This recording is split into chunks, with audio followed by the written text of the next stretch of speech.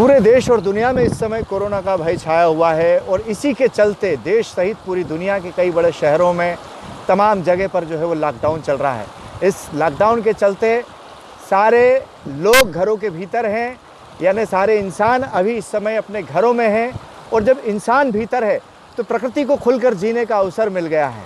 इस समय प्रकृति मुस्कुरा रही है, पेड़ पौधे पशु पक्षी सब जो है वो अपनी ज़िंदगी को खुलकर जी रहे हैं। माँ नर्मदा जी के आंचल में हैं हम इस समय और देख रहे हैं कि पॉल्यूशन ख़त्म होने का जो सबसे बड़ा असर दिखाई दे रहा है वो यहाँ नर्मदा नदी में दिखाई दे रहा है कि नर्मदा जी का नल कितना पावन, निर्मल और स्वच्छ हो चुका है कि आप अगर नर्मदा जी के नज़दीक जाएंगे तो आप देखेंगे कि उसके भीतर जो रंग बिरंगे पत्थर हैं, मछलियां हैं या छोटे छोटे जीव जंतु जो पानी में रहने वाले हैं वो स्पष्ट रूप से आपको दिखाई दे रहे हैं।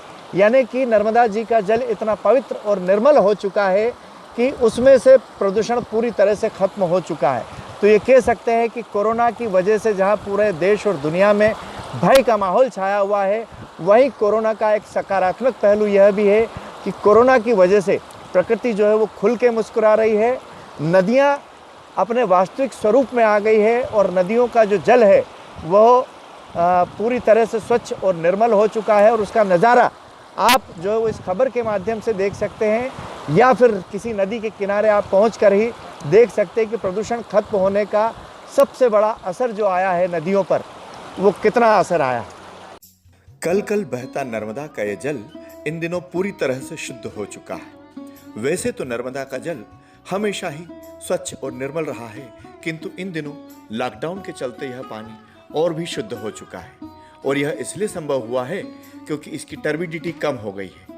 टर्बिडिटी यानी पानी में मौजूद अशुद्धता, गंदगी और रासायनिक तथा अपशिष्ट पदार्थ नहीं के बराबर है। और यह आंकड़े भी बताते हैं। लॉकडाउन के पहले नर्मदा के जल की टर्बिडिटी 8 से 9 NTU हुआ करती थी, जो अब लॉकडाउन के दौरान घटकर 2 रह गई है, यानी नहीं के बराबर। यही वजह है कि पानी एकदम शुद्ध और स्वच्छ हो चुका है और पूरी तरह से पारदर्शी हो गया है। इतना ही नहीं, लॉकडाउन के पहले इस पानी का TDS 170 से 175 हुआ करता था, जो अब घटकर 150 के करीब आ गया है।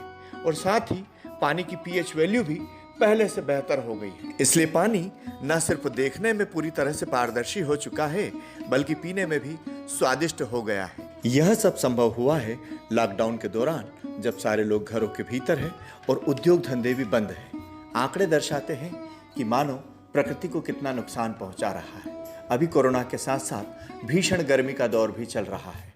यदि लॉकडाउन नहीं होता तो सैकड़ों हजारों श्रद्धालु इस भीषण गर्मी में नर्मदा में डुबकी लगाते नजर आते। लोगों का यह कर्तव्य है कि लॉकडाउन के बाद भी पुण्यदायिनी नर्मदा का जल ऐसा ही स्वच्छ और निर्मल बना रहे, ताकि आने वाली पीढ़ियां भी नर्मदा का पुण्य फल प्राप्त कर सके। डिस्कवर न्यूज़ के लिए दीपक सिंह चौहान।